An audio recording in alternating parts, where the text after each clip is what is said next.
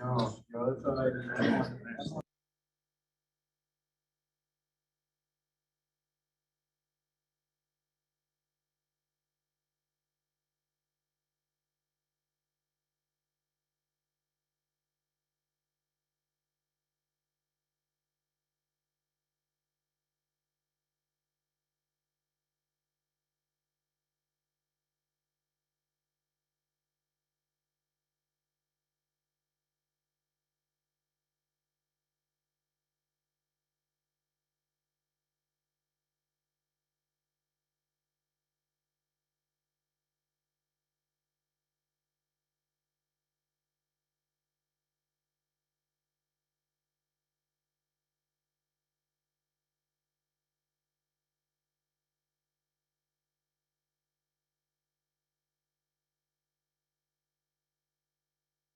Current CEO of Habitat Greater San Francisco, Maureen Sidonian. We had a good conversation and I wanted to bring it to the council's attention. I've already mentioned it to the subcommittee members that Habitat would be very interested in discussing opportunities for a project here in Atherton. So as you consider what might be potential sites as part of the subcommittee's report, it's potentially very doable, particularly on a site that's owned by the city. Thank you for your letter as well. Thank you very much. Any other public comments? Okay, then we will close public comments. And we had a closed session earlier today, starting at 5 o'clock, and we'll get a report out of closed session from our city attorney. Thank you. Yes, the council did meet in closed session on 5 items. We met on labor negotiations, on 2 pieces of litigation. We also met on the city manager's performance evaluation and on the city attorney's performance evaluation. There was no public comment in advance of the closed session, and the council has no reportable action on any of those items. Okay, thank you very much. Next, we have some presentations.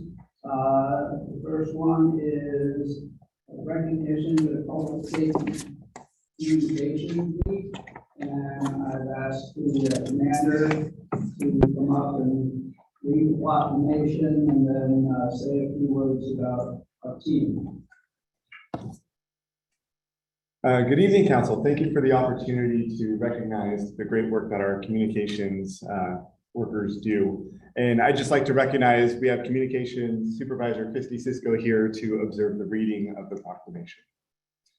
Whereas the City Council of the Town of Atherton, along with the entire community, would like to honor the contributions of all communications personnel in the public safety arena for their continued efforts to preserve public safety through our 911 non-emergency lines and dispatch of our police personnel to thousands of calls for service each year across the nation. And whereas each year, the second week of April is dedicated to the personnel who serve as public safety telecommunicators. It was first conceived by Patricia Anderson in the Contra Costa County Sheriff's Office in 1981 and was observed only at that agency for 3 years. Members of the Virginia and North Carolina chapters of the Association of Public Safety Communications Officials, APCO, became involved in the mid-1980s. By the early 1990s, the National APCO organization convinced Congress of the need for a formal proclamation. Representative Edward J. Markley introduced what became HJ Resolution 284 to create National Public Safety Telecommunicator Week. According to congressional procedure, it was introduced twice more in 1993 and 1994, and then became permanent without the need for yearly introduction. And whereas the City Council of the Town of Atherton would like to declare National Public Safety Telecommunications Week, April 9th through the 15th, which has been set aside so everyone can be made aware of their hard work and dedication, which provides a vital link to the public safety services on which we have come to rely every day. And whereas the City Council of the Town of Atherton wish to thank them for all the sacrifices they make to create a better and safer world for the public. Their commitment to the profession is appreciated by the public safety communications community and the citizens we serve. And whereas now therefore, as mayor of the town of Atherton and on behalf of the Atherton City Council, I hereby commend the outstanding service performed by our communications personnel. And I would just like to say the work that they do is absolutely phenomenal. And there was no more evidence than what occurred yesterday with that storm. The high volume of calls that we received was just unlike we've ever seen. We have 3 terminals in our dispatch center. All 3 of them were up and running. All 3 of them were busy. So the work that they do is just absolutely amazing. And as officers out in the field, we cannot thank them enough. They truly are eyes and ears. And a lot of the times they are the very first interaction our residents get with our police department. So that very first impression that our residents get come from the great work that our dispatchers do. So thank you very much for your time. All right, thank you. Thank you.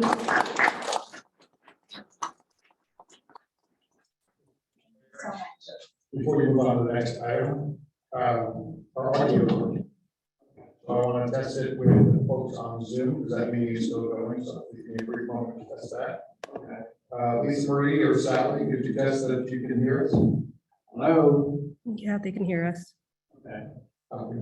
There's on. Can we hear them? Almost there. They can hear us, but we can't hear them. It's the internet. It keeps kicking folks off. Hello? Yes, we No, can that's- hear you. Okay, can you hear me? Sally, Lisa Marie. It's unmuted. Can you I can hear somebody, yes. turn up the Zoom audio? Trying to log in for the camera instead.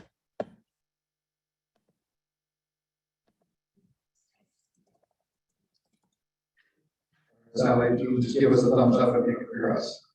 Sally, just, oh, no, she's still there. Can you give us a thumbs up or something that you can hear us? Anybody online?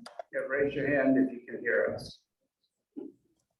We can There's hear Sally. you. Yeah, okay. We can hear you. Yes, all right, thank you very much. Okay, next, there's a presentation on, from San Mateo County on the age-friendly committee. There was a presentation that was made to George and I, and we both thought that it would add value to our housing element proposal, and we wanted to pitch to the whole council for their input, so. And unfortunately, I already spoke with Cynthia and we're gonna have to move that to the April meeting. That'll be next month. Okay, so, Meeting's moving right along. yeah, that's great. Okay, next we go to the consent calendar. We've got items, Departmental written oh, reports, sorry. because I do get Yes. comments. Departmental written reports. You have something that's on there. Okay, what is your comment on the departmental report? Well, I just want to congratulate city manager on his monthly report. It just seems to get better and better. If anybody has not read it, it is really gorgeous. It's got lots of pictures and stuff. However, I do have 2 questions on one on page 57 of the packet having to do with the building safety inspection, the active construction time limit graph. There are 4 outstanding construction time limit addresses that say that the estimated completion date was February 2023. And I was just wondering if there was an update on that, if they have met their construction time limit and final, or are we still incurring penalties for them? They are still in progress. So in progress, do they have a new estimated time of completion? No. So those are 4 very big projects. Yes. The second question I have, thank you very much, is the traffic incidents on page 59 of the packet. There were 323 traffic incident locations over multiple stops. It's a lot of traffic stops this last period. And I just wanted to know, there's no explanation about what they were stopped for or what it entailed. And the question was, in the previous page, they talk about 2,218 police incidents for the month. 1,459 were officer-initiated incidents. Are these 323 combined in that? Maybe Commander Larson can respond since the chief isn't here. I'm You're throwing asking you a little whether- curveball, just because let's see how good your memory is for this last. Oh, no worries. Yes, so those do go into our total incidents. And then the traffic incidents, it's kind of encompass of the traffic stops that they make, also the directed enforcement, anything that is kind of traffic related would go into that category. Just to acknowledge, you guys are really, really busy in lots of areas, and it just is always astounding to me, the hundreds of thousands of calls and incidences you deal with every month for a small town of this size. So thank you so much. Thank you. That was my questions for those. Thank you. Okay, no problem. Now I will move to the consent calendar. And that's items 1 through 6. Are there anybody on the council want to pull one of those items? Through the mayor, I would like to pull item number 3 and item number 5, just for discussion. I think that it would be interesting for, well, I would thought that the police chief would be here to report on the use of military equipment, but he's not. Can maybe Commander Larson would do that, and then the other We'll one do that. See is, if anybody else has any questions first, Commander. Thank you. okay. And you have item number 5, right? And yeah, that's the general plan implementation housing element annual progress report. Okay. Anybody else on the council want to pull the consent calendar item? No. No, anybody in the audience want to pull a consent calendar, which is approval of the minutes, approval of the bills and claims for February, the annual report regarding the use of military equipment, the approval of a grant from the County of Santa Clara for Holbrook Palmer Park access, and the finalization of our housing report for the past housing session. Seeing none, I will go back and ask Councilwoman Elizabeth Lewis to start with number 3. Commander, No, So it's that closer. Turn it off.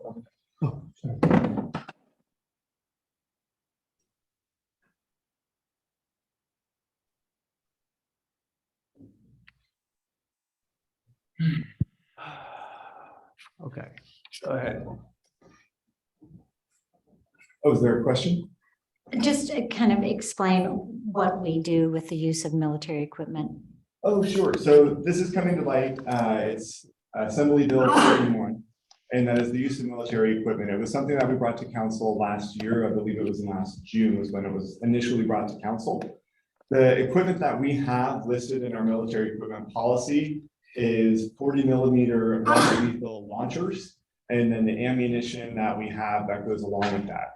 The reason this came prior to June, which is when the next report would have been due, is because of the acquisition of the drone. So the drone is part of the military equipment. It's listed in that assembly bill as part of the required military equipment that has to go before council and has to get added on to that list. And so that is the reason why it is here on this consent agenda tonight. Okay, thank you. All right, you want to go on to your question about our annual report on the last housing element? So the report has been made by our town planner. Can you give a brief summary about the general plan implementation and housing element annual progress report? Yes, so every year, HCD asks all the agencies to just provide a report. Part of the report is really reporting on the arena and the housing that has been developed in terms of meeting the arena. The reports have gotten more complicated over the years, and as you saw, there were several tables. One was applications that were initiated by through planning, and then also ones that were issued building permits and then ones that were. You already So we have all of that information in the tables. You provided a lot of information. Unfortunately, there was a lot that I just could not read because it was, I needed. That's great. Do you love it? Oh, my God. Did you not see this? Okay. So I have a magnifying glass at home. I use it. I know. I could read every word. So, well, I couldn't read it because I had no power in my house. So on my Oh, computer. All right. And I had no internet, so I was left, but, do you love it? Well, read it before Monday. We apologize. This is a spreadsheet that HCD has given to us. I talked to you about this. There was a question for me, So can you reason why, you don't have to go through everything. I just wanted to make a point that, you know, if something comes before us, we really need to be able to read it and understand it a little bit. So there's no red flags or anything that we should be concerned about. No, we're making good progress. Everything's green. Everything's green. There you go. Thank you, son. All right, thanks. Okay. May I have a motion to approve the consent item, which is items one? Okay. Do I have a second? All in favor? Aye. Okay, passes. Okay, regular agenda. As you know, we've had an opening now for a couple months on the planning commission. At the last time, there was a recommendation that a previous council member be appointed who showed interest on it. The council wanted to actually run a recruitment for it. In the meantime of running that recruitment, there was lack of a quorum at the most recent planning commission. So not having somebody appointed soon is going to be a problem. So with that, George, you want to go through anything else or introduce the candidate or what? Thank you, Mr. Mayor, members of the council. You have one candidate who was here at the last meeting. That was former council member Bob Polito. We opened up the recruitment again at council's direction. We did not receive any applications in that intervening period of time. So former council member Polito is here. And if the council so chooses, you can appoint him to fill the vacancy that expires in June of 2025. Okay, anybody have any questions for Bob or questions for George? I have a question. Yeah. If we're having a quorum issue with the planning commission, are the other absences excused, or someone resigned, or we requested a resignation from one person because they hadn't shown up? Is that an issue with other people on the planning commission too? No. Okay. Okay. All right. Bob, you want to say anything? Okay, Public comment. yeah. Anybody have a public comment about Bob and his character? You're asking for trouble there. Okay, I'll close public comment. Move approval. Okay, I second that. Do we have a vote on that? I think all in favor on this? Aye. Aye. Any opposed? You say okay? I sure did. Okay, then you're in. Thank you very much, Bob. We really need it. Thank you for serving. Appreciate it. After spending a year on the council, you joined in, jumping into the fire again. Appreciate it. Thank you very much. Okay, as you know, there's item number 8. There's been a lot of discussion over the last year about pickleball, and Park and Rec has come up with a potential idea for doing a survey. And so, George, are you going to discuss this one, or is it going to be Robert? I was going to be Robert, or I can do the introduction, and if you need further questions, Robert's here. At the Park and Rec Committee, they formed a subcommittee, a series of subcommittees actually, and did a review of the interest in pickleball. And the summation of that is they decided that a survey would be appropriate to send out. And they have a list of their proposed surveyees, which are residents around the park in Menlo Park and in Atherton, as well as current tennis key holders. That's currently in the staff report, as well as the draft survey that was created by and approved by Park and Rec to be recommended to the city council. Following that, I had a number of one-on-one conversations, and one of my recommendations is that, pickleball and the park itself is more of a town-wide resource. So perhaps it would be appropriate for the survey to come directly from the town as opposed to the Park and Rec committee or some subcommittee of the Park and Rec committee. So send it out to the entire community, and also have it again come from the town into the entire community. Yeah. Right. So that concludes my presentation, but I'm happy to, if you have any questions on it, you can have Robert give some additional information. You can look at the survey. Maybe if the council wants to have a hand in crafting some of those questions, the mayor wants to form a subcommittee to work with staff to do that with the authorization to release the survey. That's done. Happy to do that as well. Or we can wordsmith some of them this evening. Right. Robert, do you want to say anything else? I think the city manager eloquently covered the staff report and recommendations. Okay, thank you. Yeah. You talked about having a card that goes out with a code on it, so they would scan it and be able to answer the survey. How much would that cost for us to send? We currently have a SurveyMonkey account, so we would create the survey on SurveyMonkey and send out a postcard with a QR code on it for people to sign up. And the postcard is anywhere from $1,500 to $2,000 to send out to every resident. Okay. Any other questions on this item? Yeah, go ahead. How many people typically respond to this survey? The most response I've seen in my tenure has been to the ADU survey, which has garnered about 400 to 450 respondents. But we have done surveys in the past where there's been a greater response. I think it depends on the issue and the interest of the residents responding to it. And sometimes it depends on the grassroots approach of getting knocking on doors and asking people to respond. The time is less than 3%. It is very small. Often much less than 3%. We go with that same link in the Athertonian as well. In the case of the key holders, would they get a direct email with it? Certainly make that happen as well. Rick, you have any comment? In 1959, the town sent out a survey to all of its residents to inquire whether or not they were interested in accepting the Holbrook Palmer Park from Olive Palmer in her will. And slightly over 60% of respondents responded to that physical survey. Okay, well. So I think it's all about how much people care about the item. Right, but we did do a mayor recall, because I think he was on the subcommittee where we had Godby Associates come in and craft community survey of satisfaction and things like that. And that was a big response as well. And that was a phone call. Yes. I have a comment. So just to support what was said by the mayor, this item has been discussed at a great length at the Park and Rec Committee.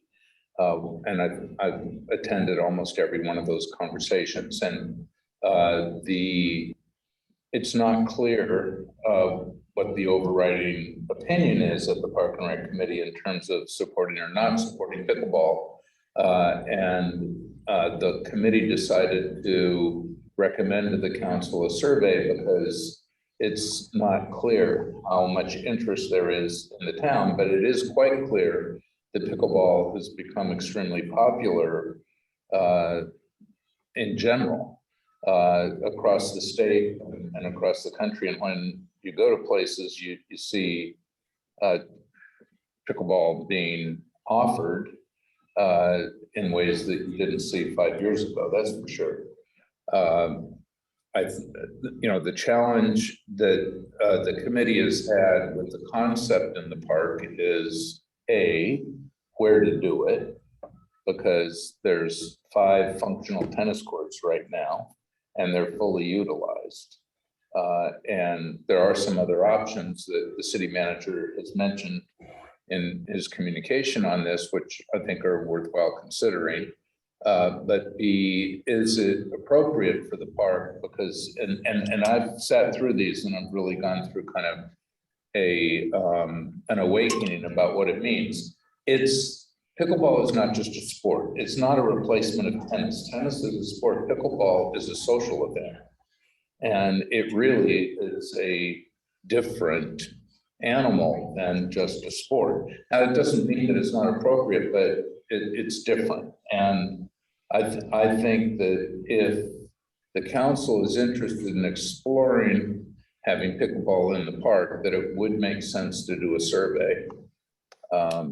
And I think the city manager's suggestion that maybe a subcommittee work on the content of that survey makes sense. But I think the first thing is whether the council wants to explore the issue as a serious thing to consider for the park. Elizabeth had a comment first, and then I'll get. Who did? Diane. I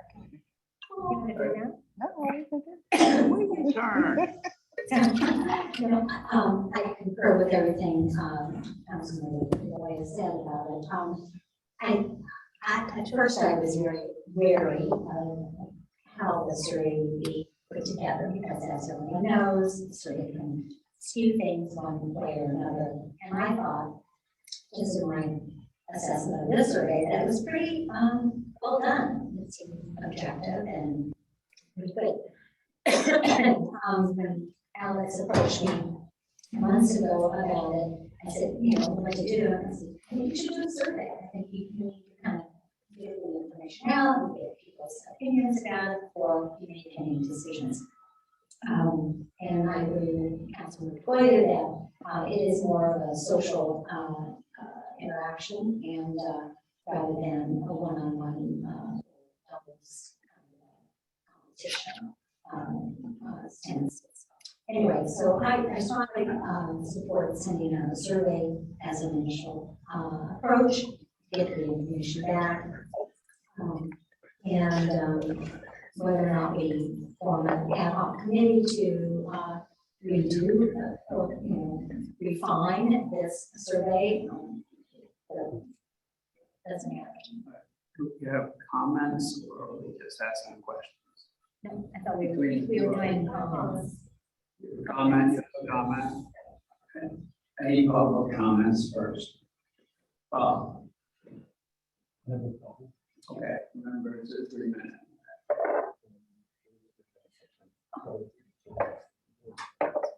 I'm not for or against pickleball. In fact, I'm for it. Because people get outdoors, they get different types of experience. They have a social action. It's all good. All pickle is good for people. The place where pickleball can be a problem is when you put it on a tennis facility. When you put pickleball on tennis facility, you are bringing problems to the other tennis players in terms of the noise. Now it has a 70 decibel noise at 100 feet. And it has 50 when you hit a tennis ball at 100 feet. The big difference in pickleball is a very high frequency noise that is made when the racket hits the ball. That doesn't happen when you hit a tennis ball. And that is the basic reason why it is a problem for other tennis players, a problem for people sitting in their backyard that are close at all, and people who are just walking through what is a quiet park. In fact, the goals and process of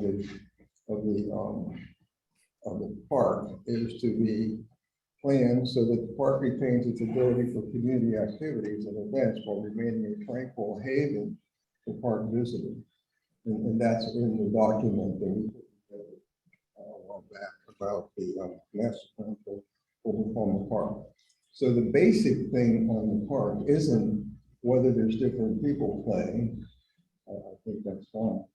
I think it's the noise that is emitted from pickleball, which interferes with the people playing tennis, interferes with people sitting nearby at their home, or somebody who's quietly going through the park. It can definitely be a problem. Now, across the country, for those of you who read magazines and read newspapers and read sporting magazines, pickleball is great when it's played as pickleball. It's terrible as it's played on a tennis court facility because it wipes out all the courts that are close by. Every court is closer than 100 feet. So you've got a sound that's larger than what you get measuring, and to say nothing of the high sound that you get from pickleball. So my thing is pickleball is a good sport for people. Many of my friends love playing it. I personally have not actually played it, but I've been to many pickleball courts to see what was going on with the courts. And it really has trouble with the noise. And that's the basic thing I think we have to do. My objective in terms of being involved in it is to give all of you the information you need to make decisions as we move the process along to determine where is a good place for pickleball and what should we do in terms of Atherton and pickleball. So that's the main thing that I want to try to accomplish as I dig out information. The information of pickleball and tennis is not a very good one. It is lawsuits, it is plenty of discussion, it is taking up your time in every single meeting. It's getting together all kinds of people to come and say they're against it, and that's the wrong approach. For it or against it is to me, it's the wrong approach. The right approach is, will it work successfully in Homer Park? I believe it can, but I don't believe that we will be successful putting it on the tennis courts. Okay. Because of taking one court away, we're already down to 5. So we move down to 4 and fewer than that. And the noise element is a basic problem with the sport. So if you think about those things, and I'm sure you'll learn more about it as you move forward in the process of the pickleball, but think about the noise that it's going to generate. And if you haven't been to a place where they play pickleball, I think that it would be good that you would go and just exactly see what it's like to try to play tennis in a court that is, the measurement is at 100 feet, and we play at 25 to 30 and 40 feet away. We'll be playing tennis. So thank you for your time. Are you opposed to the survey, Bob? Are you opposed to us doing a survey? No, I'm not opposed to the survey. Okay. I think that's going to tell us, where the players are going to come from and what they're going to be doing. Because we're not surveying to find out if we're going to put pickleball on the tennis court. Right, I understand. On the tennis court. We're surveying to find out who's interested in pickleball. Okay. We have other options. Okay, all right, thanks, Bob. Okay, we now can have comments. Stacy? Have you guys seen the change.org petition for pickleball in Holbrook Palmer Park that went around a year ago? Change.org. There was a petition. Yeah, I've seen the petition. That has 405 signatures in favor of pickleball. So there's a part of it's like, why do we need a survey when we have that many responses to a petition? It's not coming from Atherton, so maybe a survey is necessary, but I think what's clear is there's tremendous interest in pickleball. So I'm happy to do a survey. I think it needs reworking. I think it was written for a specific audience, specifically tennis players. So I think it needs reworking, but part of me is like, why do this? Why not answer some of these questions of where could we put it and do it effectively first, and then maybe get public feedback on actual options instead of, a big pickleball yes, no, with no specifics of where it might go. Okay. That's my thoughts. I have very much, it's my turn. Okay. I was very much following what she's gonna say, is I think doing the survey is a great idea. But I agree with you that there are 2 questions you'd like to collect data if you're gonna do this. One is, you asked the question already, are you interested in learning it? But if we could collect even further information about what you financial stream we're gonna get for people who are playing pickleball. And then the second thing is the location. So maybe you ask a question, the committee says these are our 4 locations. And then you say, if you're in favor, which of these would you vote for? So we collect 2 other pieces of information in addition, which would be location possibilities and understanding of if there's going to be a revenue stream that might help pay for building these courts. I think Rick has. Oh, okay. I think that I think the idea of doing a survey to see how much interest there is from Atherton residents in this is a good thing.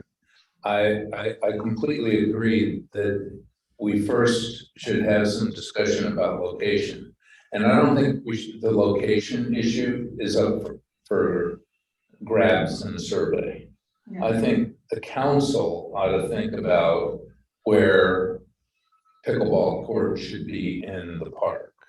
And I have a really hard time about thinking about creating a whole new social location in the park, which requires putting a hard court down, other than somewhere close to the tennis courts. Honestly, the only 2 places I think of where it makes sense, and I mean, we could discuss others. The committee has discussed the possibility of putting it in the north lawn, putting it next to where the pedestrian bridge is on the big lawn. I just can't see either of those being reasonable for the park. The only places that in my mind are reasonable, and neither of them are cheap, is to replace the clay court because it's not being used. And we can't effectively manage it because the irrigation is so problematic. But that could be resurfaced and it could be made into a pickleball court. And the other is we could get rid of the handball court, which is a completely unused location and kind of an eyesore in the park. And I'm always thinking if we're going to change something in the park, fix something that's an eyesore, and that's one. The problem with both of those locations are that they're relatively close to Coffee Gables. So there is a noise issue. And the problem with both of them is that if you were to redo that location, it's expensive. So it's hard to redo that location as a pickleball court for a trial. You got to have a trial somewhere that doesn't cost a lot. And the only possible place that makes any sense to put a trial is on a tennis court, which presents the problems that Bob articulated. So I don't have a strong opinion one way or the other than I just don't see locating a new hard surface pickleball court somewhere in the park that isn't currently hard surface. But we're really not. Yeah. The topic today is a survey, not where. That's not agendized, so we're not going to discuss that any further. I would just say that, yeah, I think we have to do this in a sequential order. We have to do the survey, and if we want to modify the survey, I mean, that's fine. It could be made better as far as where to put it, what to do with it. Anything we do would have to be on a trial basis, and based upon results that we got back from the survey. I think that's the first step. And if you want to make a council subcommittee to work with a member from Park and Rec or just with between us to refine the survey. Well, the subcommittee, we just have to have a council member. Yeah. It can't be an outside. And I don't want to be on it, okay? I understand that. Do you have something else? I'm volunteering to be the subcommittee if you know. Well, we'll talk to George about something. Yes. I wanted to explore a little bit further Councilmember Holland's order of operations issue. So if the town does a survey, before you explore whether or not you feel that pickleball is an acceptable thing in the park, we just need to identify a location. If you do a survey first and it's overwhelming that people want it. But then it comes to the council, and the council says, there's not really an appropriate location, and now we really don't think it's an appropriate use in the park. You've got a challenge on your hands. We So- would find a way. The other thing I wanted to, really, one more quick thing. But because Mr. Rozier kept saying about the noise, it's my understanding that there are paddles that can mute the high frequency bing, bing, bing, bing, bing, bing, bing of it. And so, right? And so I think that. You can also play it on a sports court, would also be a little quieter too, with the one court could be turned into an all sports court, but we're not talking about that. Well, I just wanted to make that I point appreciate and that. have that be on record. All right, so, And Mr. DeGoya has his hand. okay. I think that what the city manager said is right. I think it's a mistake for us to send out a survey without us first deciding that there could be an appropriate place in the park. Because if we do a survey and then we decide there's not an appropriate place in the park and people respond positively, we're in a bad position. It's a waste of time and money and effort. Well, Just let me finish. Okay. So I think we should re-agendize this item to talk about whether there's an appropriate possible location for pickleball in the park. We should have that discussion if we can have that. I mean, this item is agendized as release of survey to assess interest in pickleball in the park. And I think that we've got to believe there could be a place for it in the park before we go out and address that. I wouldn't want to spend all my time doing that if we don't know that there's an interest. And if there was an interest and it was an overwhelming interest, understanding that the park is for the recreation of all of our citizens, then we would be encumbered to find a place. So I disagree with you with all due respect. I think that we should have a subcommittee. I'll speak with George about that. And we'll work with staff on looking at this survey and modifying it somewhat.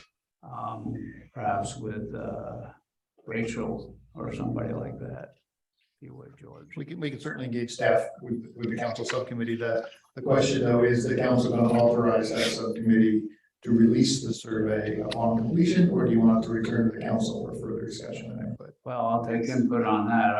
I think we release it, but I think just go. okay, I think it's just gonna be a go, okay? You gotta trust your council members. Right, okay. Yes, we're not getting public comments, Bob. Public comments are closed on this item. So we're gonna do the survey, we're gonna do that. The results will be made public to everybody. And then we will discuss that and then find out if it's overwhelming, then we can determine where we could find, when we could walk around the park as you or Ricky, you could lead us as a member of representing the Park and Rec, and we can look at, several different areas. So, okay, so let's move on to the next. Can we do that before we send out the survey, or does everyone on the council want to send out the survey before you think it's possible? I want to send the survey out. All the ones you mentioned sounded good. I want to do what So it says. it's time you gave some good choices. Yeah, I think we send out the survey and find out, because if the survey comes back and there's not much interest, then fine, then we say, okay, let's not waste our time. Not gonna hurt to send out the survey. So we have to charge you guys to make.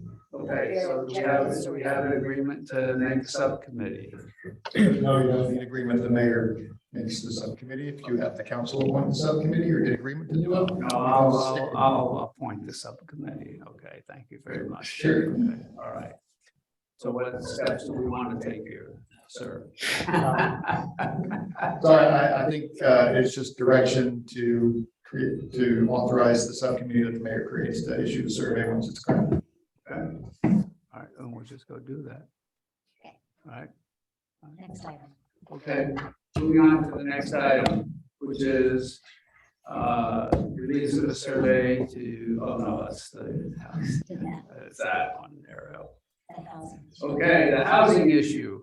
As you know, we had the Atherton Coalition come and give us a report, an 11-page report, which got them on the front page of the paper, but below the fold. Where they identified quite a number of things that they felt we've missed, even though we had discussed a lot of those.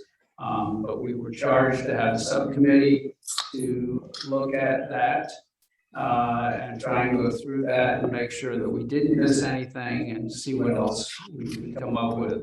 So Elizabeth worked with myself, and we had our head of planning, and we had George work with us, and we met a number of times and discussed the items and looked at everything really, from locations to traffic to et cetera. And Sung is a, we're going to go through the presentation, but Sung is a urban planner, okay, to answer the question that came up, qualified, et cetera.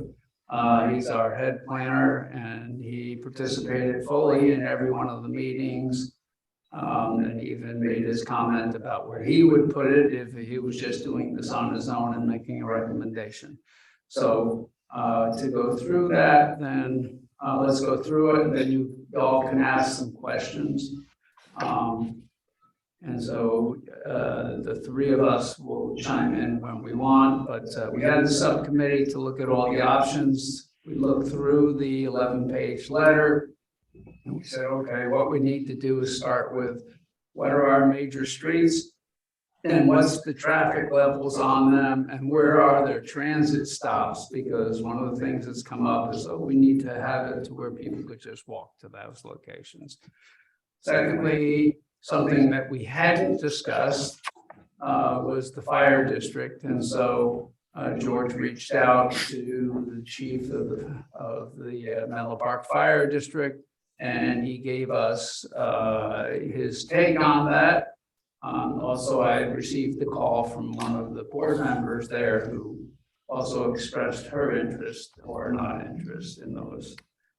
We'll discuss that. And we had the Gilmore House, which has come up, and we had some discussions about that, but we revisited that. There's always been discussion about the courtyard, so we looked at that. 23 Oakwood overlay, where we're saying we already submitted that. We have a chart on that. There are other options that we have discussed from time to time, and looking at different items there. And we discussed those. We looked again at the allocation of ADUs and JADUs and the SB9 lot splits, and tried to do a sanity check on, can we really justify each one of those things to HCD? And then we looked at how we're going to make sure that everything is inclusionary, and then look at any other ideas. So the first thing, as I mentioned, we said we would look at the major streets. So we looked at the major arteries and the minor arteries, and they're listed here. Except for only the state highway has multi-lane traffic. The others all have just one lane on both sides, and there's a lot of congestion on all those. We then looked at, okay, So people see what you're talking I assume somebody's putting it up on the screen. Behind it's here. It wasn't this now. Okay. You want me to go back, people in the audience? Okay, it's all been. Okay. So that's, well, then we looked at where are the bus stops. And there's a chart that shows those, but El Camino has 7 stops, but it's all one line, the ECR line, which goes all the way up to ECR. Middlefield has 3 major lines that go through there. They have 6 stops along Middlefield Road. Marsh Road had none.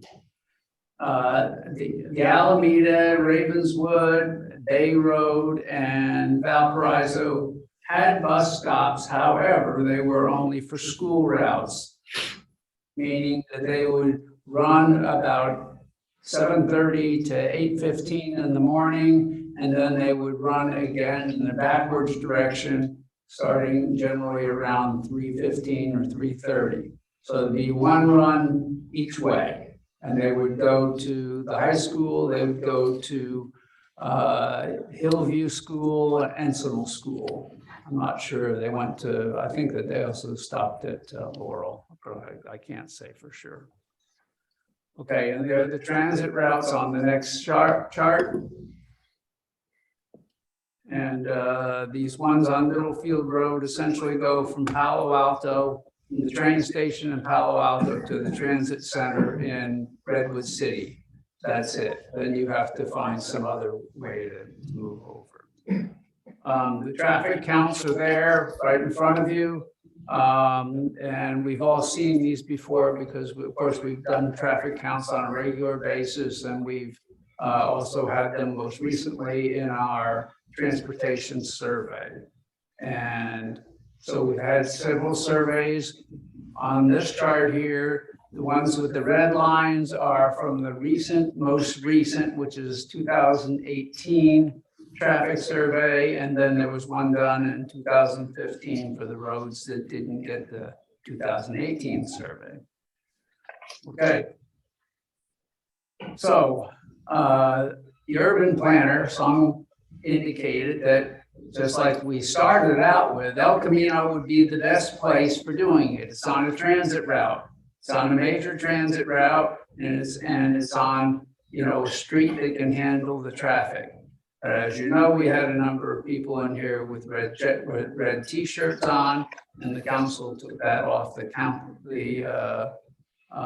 agenda at that time. Second one that would be similar to El Camino, although it's a minor arterial, meaning it only is on one roads run, one way on each side, is Middlefield Road. That does have a couple, it's got the transit stop to transit stop, the transit center to transit center, Palo Alto to Redwood City. That's those three bus routes. We looked at Ravenswood and Bay Road. For the most part, they're not going anywhere other than to schools, which they may be beneficiary to teachers or to, people that have students that they just want to put them on the bus and take them off, okay? So there's a value to just being on those school routes, okay? As I mentioned, George reached out to the chief, and I got a phone call from the president of the board, who was quite unhappy that she read about it in the almanac, that we were even talking about it, because the board hadn't even approved it yet. Although I think they're going to talk about it here in this month. But we looked at whether or not they could use the house that's next to the fire station on Almgall for perhaps housing some battalion chiefs, which was one of the ideas that the police chief or the fire chief had. But another thing that when they first bought it, they said, well, they may want to expand the fire station so that they could drive around the back and then pull in the engine so they're always facing out. Or they could sell the property because it has appreciated since the time that they bought it. The district board, as I mentioned, had not discussed this yet. And the fire chief said there are no concrete plans for doing it, and anything that they did, he needed to get board approval on, so he couldn't make a commitment at this time. But if in fact they did approve it for housing of, say, battalion chiefs, it would be for, 4 or maybe 6 units. And it was unknown to us whether or not they'd be just one bedroom area, or would they have, bring their families. Excuse me.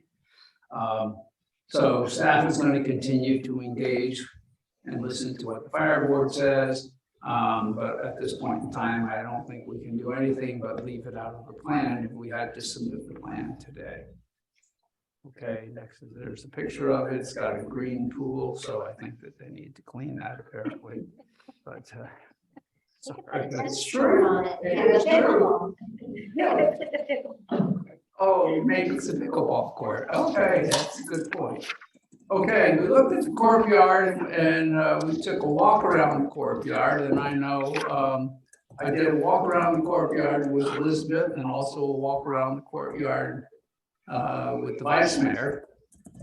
And George indicated several problems with that. First off, there's the setbacks. It's sitting on the San Francisco public utilities easement, which they got the water, big water pipe running through there underground.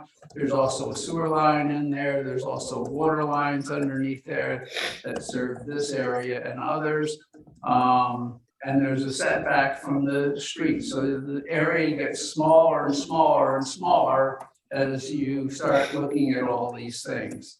Then on top of that, the property has been a courtyard. There is a diesel tank there. And so we would have to do remediation in that area. And then on top of that, we would need to then find other places to have a courtyard again. So this was more or less taken off the table at this point in time. Although it's up for the council again to come back on any of these items and discuss it. Yeah, go ahead.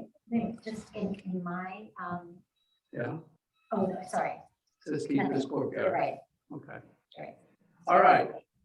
So there's the overview on where all the setbacks are. So you can see the space where we can build is smaller and smaller. Okay, it's not as wide as that whole area.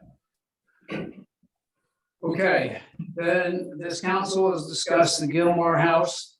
And it was again documented in this, we should look at those type of things. And many people who've come to our meetings who said, why not do to yourself what you're trying to do to others? So we said, okay, we'll look at the Gilmore House. It could be used as a standalone home, as it is being used now. For previously, it had been for city managers, most recently the chief. We've also had officers stay there when it wasn't housing the chief and his family. We would have to split the park off, and we could make senior housing or workforce housing. And workforce housing wouldn't just be for us, it would also be for teachers and people like that, people that work at Menlo Park. It depends on whether, George would have to be the manager of the priority for getting people in there. Or we could just demolish the whole thing, as was suggested at one time, and use that as one primary courtyard. And then we could take away both of the courtyards. There's one in the park, which is in an old metal shed, and then there's the one here, and perhaps repurpose those areas. We thought that if we were going to build homes on it, we would have to split it off from the park and rezone it, potentially for 6 units, possibly 10.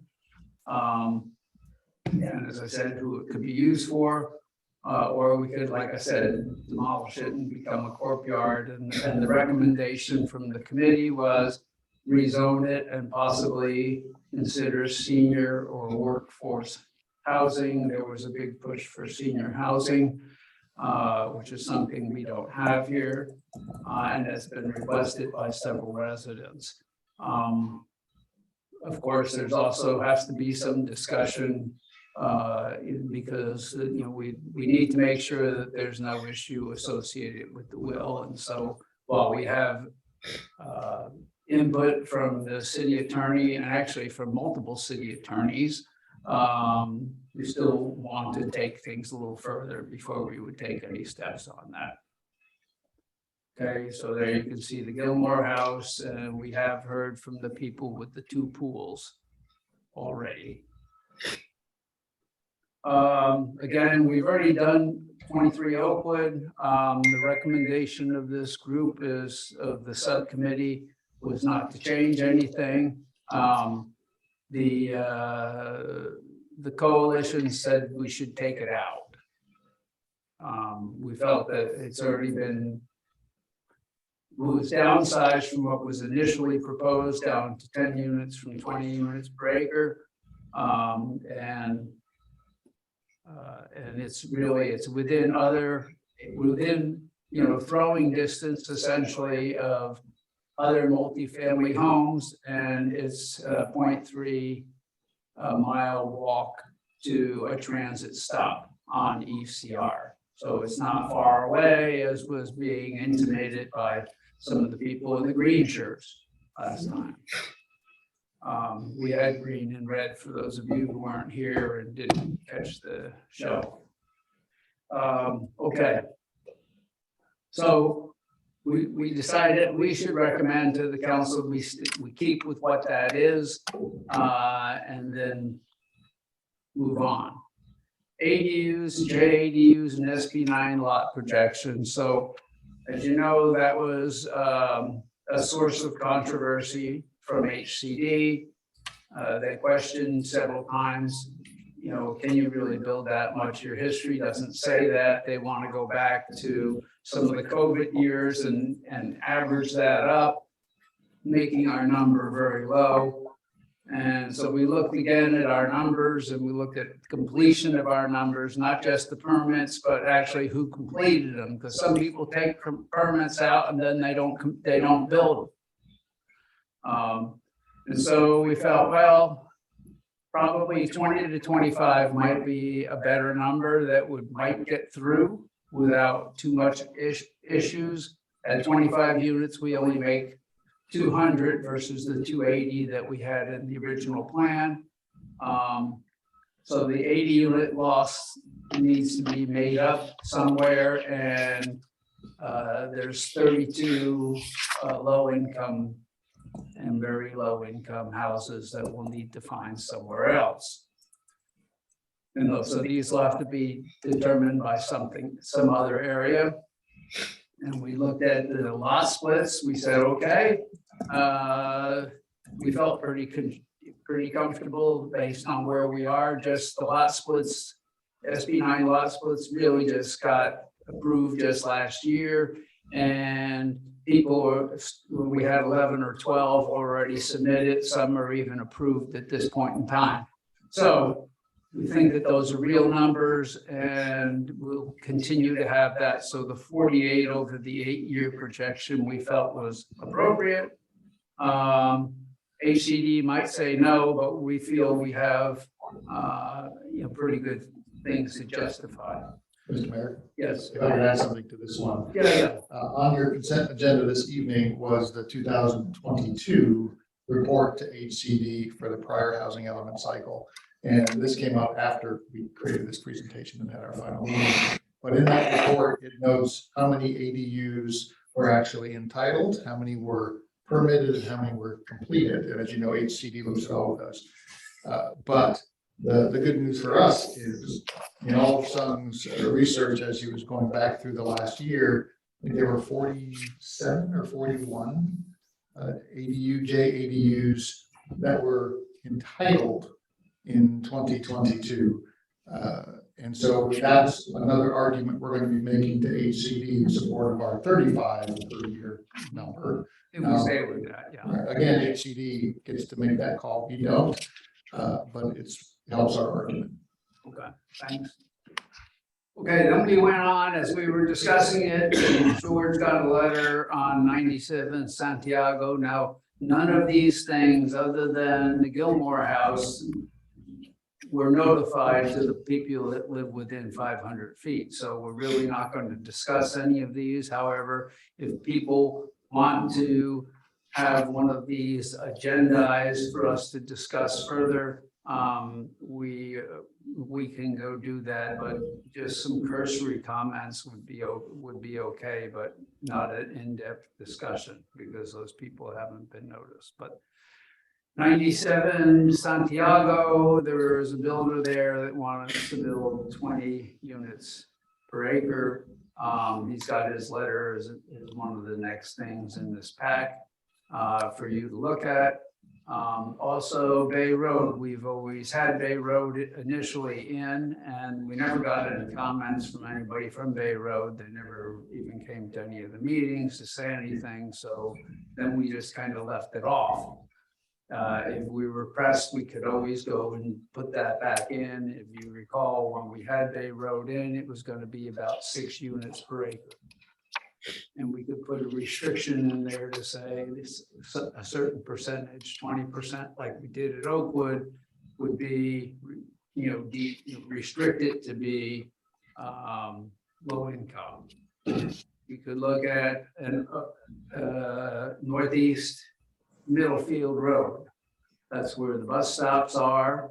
That's where, they half the road is the county, half the road is Atherton. So, it's a mix. It goes right up against North Fair Oaks.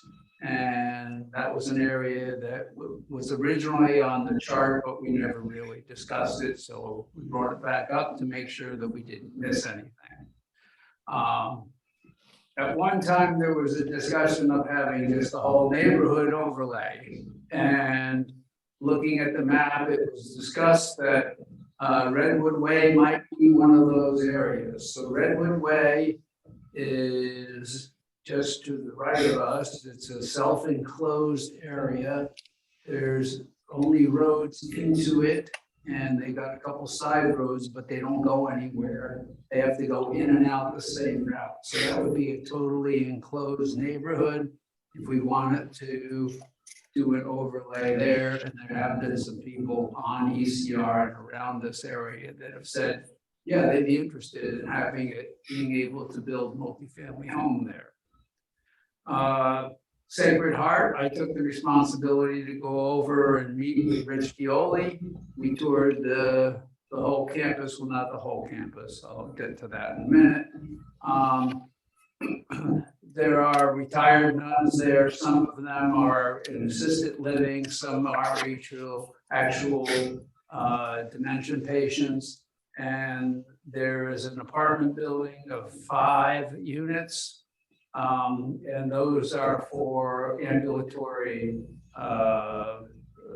nuns that can move around. Now, the order that stays there, they're from this area, but as well as from 2 locations on the East Coast. So when the nuns are retired and they need to go to a retirement home for whatever reason, they can select where they're going to go. And generally, they make a decision based on where their family is. Some people can come visit them.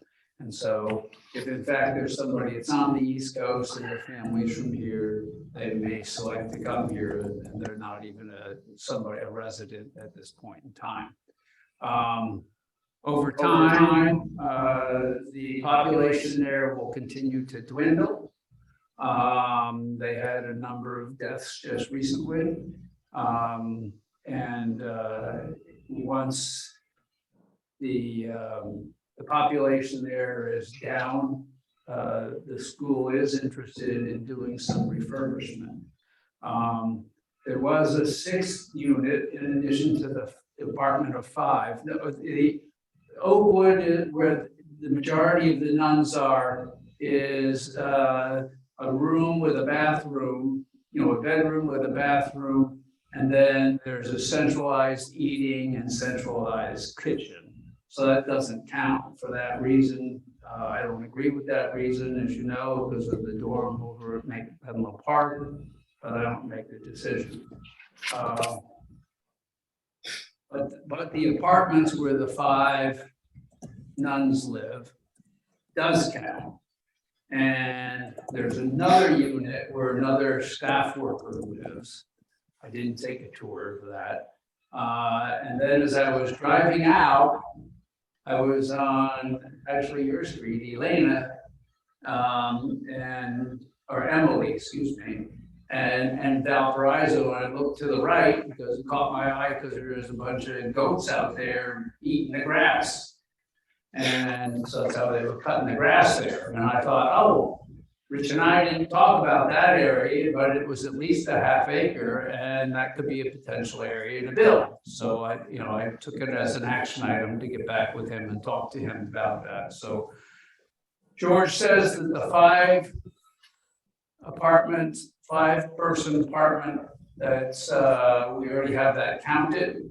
The 6th, we didn't have that, so we have to just go verify that with the planning department, but that may be one that we can count. Plus, we'll find out about this other little area with the goats. The goats were moved from the farm to eat out there. They don't live out there.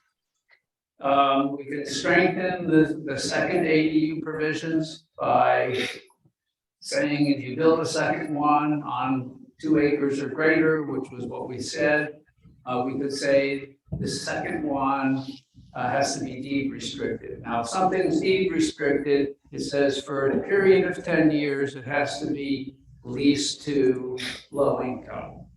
So and then after 10 years, the deed restriction dissipates. So that could be something the council could consider to do. Then there was a comment from our former councilman and now planning commissioner said, well, and he asked us when he was on the council, why don't we go buy some properties and that are along ECR and then potentially go develop those, which is always a possibility. At this point in time, we don't have the cash to do it per se, but that was something we were asked to look at. And then lastly, we've always talked about our building fee, adding to our building fee so that we could start raising funds to do something like that or to aid somebody else developing a facility. Or, as the discussion was today, maybe working with their organization to get some help, have them take over a project. So those were the things that we talked about and reviewed. Looking at all together, the last couple of charts this is what we submitted to HCD. And then we went ahead and we said, okay, well, what is it going to look like if we change that? And so where we changed it here are in red, okay? When it was presented, we took the liberty of putting Santiago there, but only at a unit of 10 per acre, not the 20. We put the Gilmore House in there. We put in some additional overlays and hoping that Sacred Heart Schools could do something 6 units over in that corner perhaps, or 5 plus the one that we didn't know about. And so that's how we would make our numbers at that time. But anyway, so the next 2 things are the letter the next page is the letter that we received from the developer who wants to develop 97 Santiago, which I think when we have a listening on that, we'll probably get a large number of people here to comment on that, from what I understand. Okay, any questions from anybody on what Elizabeth and I did with Sullivan and George? And I hope that this satisfied what you asked us to do. I thought this was great. It was really comprehensive, really good. Thank you for doing it. Oh yeah, I forgot to ask you, did you want to add anything? Well, I'll just go back through the whole presentation and talk about it just one more time. You told me to do the presentation. Did a good job. Okay. Any other questions? Any questions from the audience? Is the modified table available on the? I can't Yes. repeat. Yes. The modified table is available online. Yeah, Yes. this whole The whole thing presentation is in the online. pack. Yes, yes. Okay, I thought you was going to say something, but he left. He said, I'm done with Okay, this. yes. When you were looking at this idea of the city purchasing property, how deep did you go other than to say about that? Did you look at our money? Did you look at the feasibility of that beyond just putting the idea on the list? Was there? Well, if you remember, about 6 months ago, we looked at a 5-year plan on what we needed to spend on for the things that we've been ignoring. And there's really not any money for that, but we could raise it through this fee that we have yet to talk about. But Mr. Polito came up with that idea. We can always change what we have in the budget, but Mr. Polito came up with that idea. Possibly we could also go out fundraise for it as well. Bob, would you like to say something? I disagree that we don't have the money to do that. Okay. We just had a meeting the other day where you're gonna have $31 million in a foreseeable future. Yeah. And more importantly, I think there's low-cost financing available to do something in the multifamily, low-income housing arena. So I took it upon myself to start my own Plan B initiative. I sent a couple letters to 2 houses that I thought were particularly useful for this kind of purpose on the El Camino. One of them, the only thing holding it up, I've said this to a couple of you, the only thing holding the house up is the termites holding hands. The other one's inhabitable, but they're ideal and easy to do the remediation necessary to minimize the impact on the neighbors. Because to me, one of our highest objectives should be to not depreciate property values when we do this. I didn't get any responses. I suggested that we do a second letter coming from the town, which might have a little more impact than Bob, you know. Yeah, I've heard I think from people that said that they would like to do multifamily on their home that live on ECR. I have heard from people. Yeah, I think it can be done. It can be done with deed restrictions, it can be done at higher density, and HCD will buy it, I think. Right. And I wasn't speaking about when we have $31 million, because that's kind of a projection. Okay. Yeah. I was thinking about right now.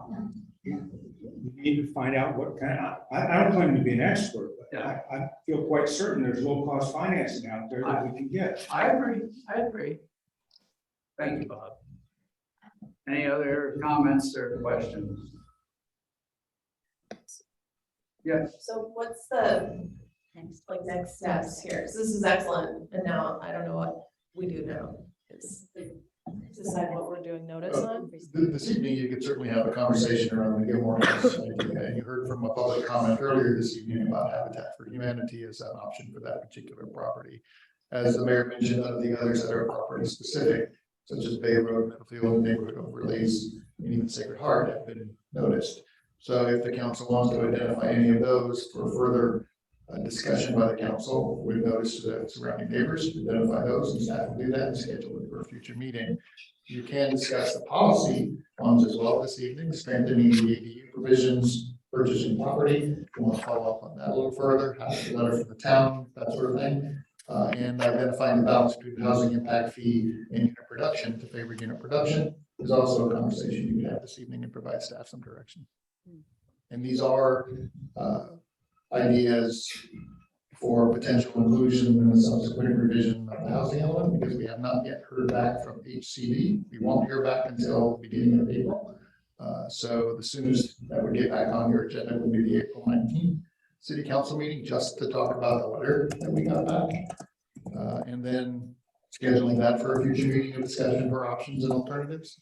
So there is this, you have to have a certified adopted housing element certified by the state within 120 days, or your 3-year rezoning options are cut down to 1 year. We're not going to make that deadline if we have to make subsequent revisions to our housing element. I just think there's too many multiple iterations. And as Councilmember DeGolia has mentioned a number of times, Southern California is farther ahead of us, and many of them have not met that deadline either. So there are probably letters we would get from HCD encouraging us to continue, but as long as we're moving forward diligently, I think we'll be in good shape.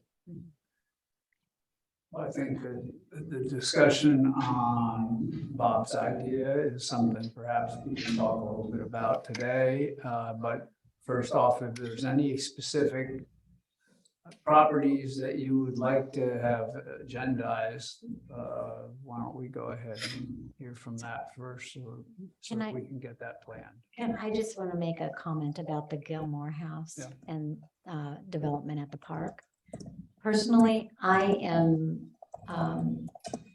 feel very strongly that any development that we do at the park, I would like to first look at potential senior housing for Atherton residents and not open it up to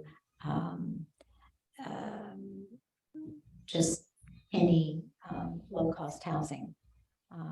I think that we have to be very careful about how we approach the development at the park because of the park's deed restrictions, and that it should be very carefully designed and managed so that we can justify the development and the workforce housing potential for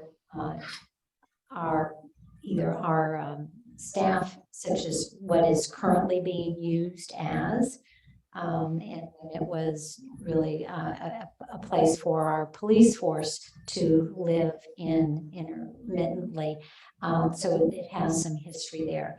I don't want in any way, shape, or form to expose the park to challenge. And I just want to be very careful about that. And so while the Habitat for Humanity seems like it would be kind of an interesting exercise, I'm just not sure that that would be the right approach.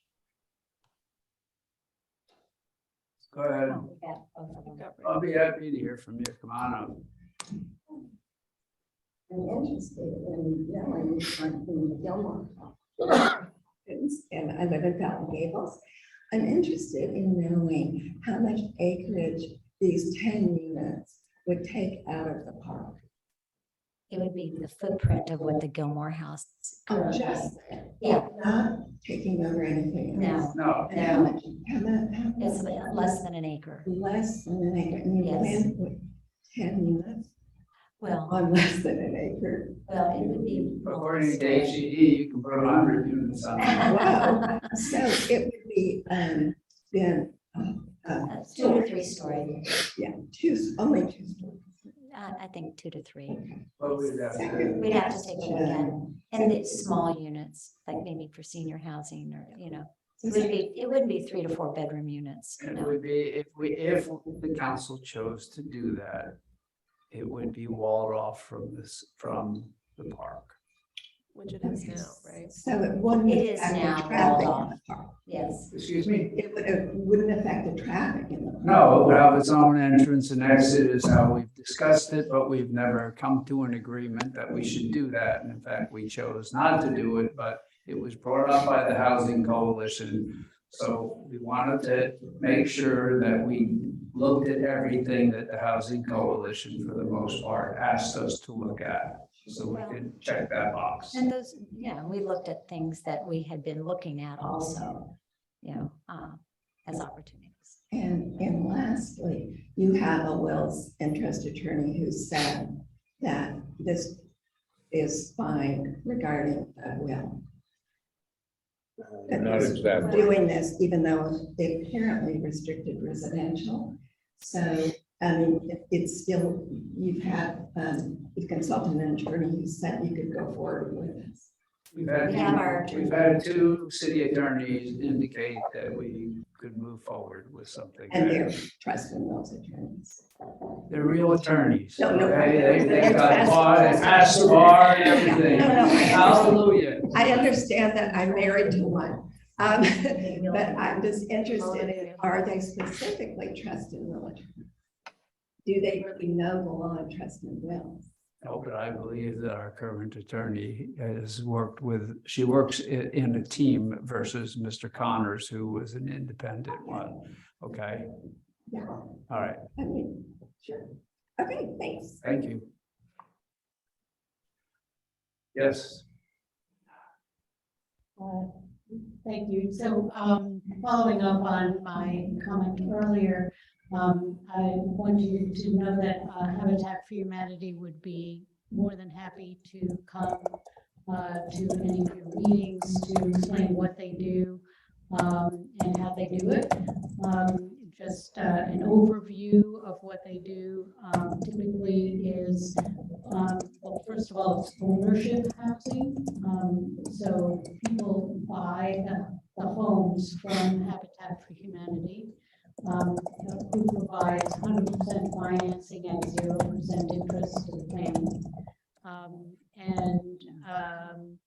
you can potentially have the property deed restricted since the city would own the land. And restricted to, I think you could give priority to Atherton residents or other things. So there's a fair amount of creativity there. Okay. If you want to follow up. All right, thank you. You mentioned that, particularly about the Gilmore House, if we were to pursue the idea of purchasing property somewhere else in the city, would that be something that would still be an option? Absolutely, yeah. So it doesn't matter where. Habitat was not, I mean, I only raised Gilmore House because that was, on your agenda. But they are interested in exploring opportunities with the city. Okay, thanks, appreciate it. Okay, any other comments from the council? Rick, okay, sorry. So one of the comments from the subcommittee was to split the Gilmore House property from the park and rezone it. I am really concerned. I think if you split that property from the park, you divide the park right there. And that's 100% going against the deed. What the deed says is the park has to be used as a recreational park, and it expressly says it can't be used for housing. It does allow for an exception for incidental housing, which we have deemed the Gilmore House to be, since it's one person that has lived there in general, and that person has always been the park manager. That's about as incidental, I think, as you can get. So the idea of splitting that property off from the park, I mean, I'm pretty sure somebody will file a lawsuit if we tried to do that. And I would vote and strongly argue against it because I think it's completely contrary to what was intended for the park. And the park is deeply loved and enjoyed by not all, but lots of Atherton residents. And I think we need to preserve the park. I think that if we were to put housing in place at the Gilmore House, it would need to be incidental. And we'd have to be very careful that it's incidental. And that probably will get tested in the courts by somebody that doesn't want it to happen. But I think that we have to be really careful that it be incidental, because that's the only exception allowed for in the will. I think that if we do that, I mean, one of those townhomes that gets built should be made available to a person that we would identify as a manager for the park, who hopefully would be the chief of police or the city manager, but it could be another town employee, I think. But I just think we need to think that through, because I think there's great value in having that Gilmore House. What we've used that house for the last almost 60 years is to house the city in general. Almost the whole time, it's either house the city manager or the chief of police. And that's given us a responsible person who's been the park manager and who doesn't take care of the park hands-on, but who's got an eye on the park. And I think that's really valuable to us as a town. So I'm very hesitant to lose that. And I'm also very cautious about stepping beyond what would be incidental, because I think it'll subject us to litigation. And I think the park is the crown jewel of the town, and we need to protect that. It's our obligation and responsibility to protect it. I totally agree. Well, I think that everything. It's a judgment. It hasn't been tested in the courts exactly what incidental is. I mean, 4 to 6 units might be incidental. 10 units might be incidental. Personally, I think 10 units is more than incidental. Does the definition of incidental apply to any usage, or does it just mean, I don't understand what that, well, what it implies in the legal thing if it's in a contract? I mean, All right, so before we did anything, we would work with Mona and her team to ensure that there's been communications, and even if it needs to have communications with Stanford. That's easy to say, but the language in the staff report says split from park and rezone. That's what the suggestion was from That was staff. That would be semantics. easiest. I didn't understand that we were splitting it and, and making it separate, Yeah, I'm just reading what's in the staff report. Yes, that's exactly what was in. Whatever process, if the council wants to move forward with something on the Gilmore House property, we'd have to closely evaluate the proper methodology to do that. Right. And if we're going to be creating a multi-family unit complex on the Gilmore House property, that's also the park property, and it's zoned right now, park and open space, not PFS, not multifamily, not single-family residential. So there's a land use general plan process that has to be followed to allow multifamily to occur on park and open space property.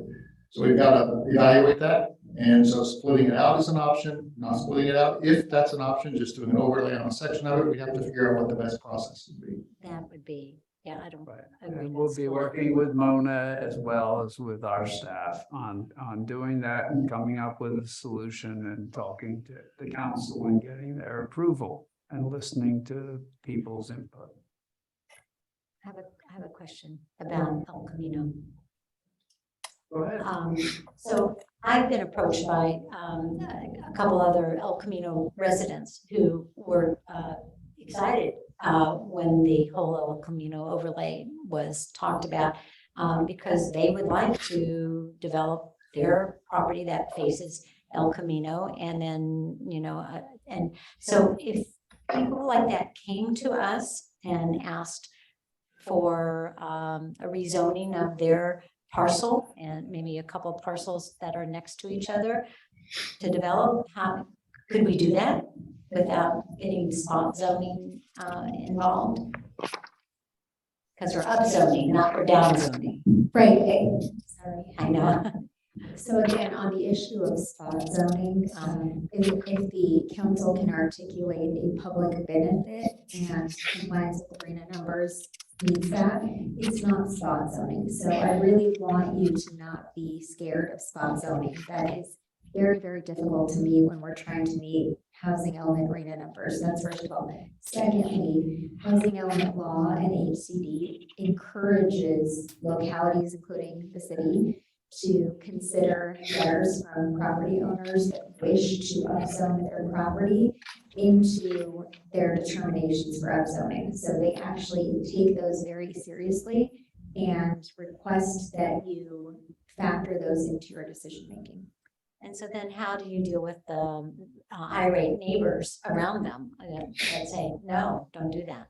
HCD considers those to be NIMBYs actually, and says that you should be balancing as between the interests of the town's compliance and the overall interests. And I mean, it's within their guidelines. You have to see how you are going to meet your regional housing needs allocation numbers. You have to determine if there is a volitional desire amongst property owners to volunteer to upzone their properties, and what the detrimental outcome on adjacent properties are, and the availability of resources and infrastructure. For example, if someone who wants to upzone their property is adjacent to existing streets, water, utilities, they're a very excellent candidate for someone who would be considered for an upzoning. Let me differentiate that a minute from, we're going through the housing element process. We're looking at how to meet our RENA numbers. We're identifying properties for upzoning. We get an approved housing element, and then 4 years down the line, there's a resident in the middle of town who says, I've got a big property. They got upzoned to 20 units per acre. I want to do 20 units per acre. I'm just going to submit a zoning application to rezone my property. How does that play out? So in this instance, we're looking at the town as a whole, right? And you're making land use and policy decisions globally. when someone submits an application just based on their specific property, you're looking at that on an individualized basis. And so you're not looking again to see whether there is some overall benefit. So when you're looking at that individual application and comparing it to in an argument saying that, well, my neighbor got the upzone and I'd like it too, you would go through the factors that we already have codified in our existing municipal code about does it impact, is it compatible with surrounding uses? Does it meet our minimum density? And based on the findings that you would otherwise have to make, you would go through our objective criteria. Okay, thanks, Mara. All right. The reason we're also going through this, not only were we asked for the Atherton Housing Coalition to go review some of these things that we had looked at before, and maybe do a more thorough look, which we have done. As you can see from this last letter, that's the last part of this thing. This guy could come in, even though we may say we're not interested in it, he could do, if we don't get an approved housing element, he could do a builder's remedy on it. The same has been discussed from other developers who have called George and talked to about it. So, I think it's in our best interest to try and think about what our alternatives would be if we keep getting rejected what we put in. So that was my final word on that. Unless there's any other comments, I'd like to move on. Yeah. If we get to April and we are rejected, I think that we should have in place what we've been talking about that we've never done, which is a set of criteria, which a little bit what you were talking about, is saying that, okay, if we get in the position we have to reconsider it, why don't we set the criteria and be very concrete? It should be on mass transit. It should be immediately next to existing density. And we have these criteria. So as we go to step 2, if we're forced to go to step 2, we have the criteria that we are going to evaluate all these things on. So we can take that same list that we agree on and we can look at any of these other things that are on your list going forward, but we have a measure that we're going to measure them to. Otherwise, it's very hard for the public to see us waffling back and forth and seeing us looking at things without set criteria. And then we can even rate these. This one is on El Camino, so it's on our biggest transit. The thing that you did with actually looking deep at the transportation stops was really important. And that's the kind of criteria we need to have at our fingertips. So anything that we look at going forward will get a rating based on those criteria. Now, how we get to that, I don't know. We've talked about it, but we never actually codified it. Right. So, Vice Mayor, when we first went out, we created a set of criteria that you and I went around and evaluated properties on. So we could go back and revisit that and maybe offer that up to the council for expansion or, reduction of. Well, we have to all buy into it. Right, that's what I'm First saying. Yeah, we have to have a is- discussion about it. Yeah, have a session on it, all agree to it, and codify it, and publicize it, so that people know this is the criteria by which we're evaluating things. And once you do that, some of these become less attractive.